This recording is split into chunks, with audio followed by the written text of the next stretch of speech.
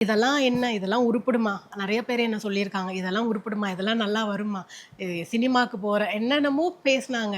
ஆனா, அதே வாய் இப்போ என்ன வந்து பார்த்து என்ன பிரைஸ் பண்ணும்போது, பரவால்ல. எனக்கு இதுவே நான் ஜெயிச்சுட்டதா நான் ஃபீல் பண்றேன். அவங்களே தான் என்ன வந்து டிகிரேட் பண்ணாங்க. என்ன வந்து தப்பா பேசுனாங்க, அசிங்கமா பேசுனாங்க. ஆனா, அந்த இடத்துல என்ன வந்து பிரைஸ் பண்ணி எல்லார்கிட்டயுமே நம்மள வந்து சொல்லும்போது, இதுவே எனக்கு ஒரு பெரிய என்னோட லைஃப்ல வின். இத விட வேற எனக்கு என்ன வேணும்? நெறைய விஷயங்கள் நான் கத்துக்கிட்டேன். ஒண்ணுமே இல்லாம ஒரு பொண்ணு வந்து கீழ இருந்து வந்து இவ்ளோ தூரம் வந்திருக்காங்க. இப்ப நான் ஒரு பெரிய குவாலிஃபிகேஷனா கேட்டீங்கன்னா, சத்தியமா கிடையாது.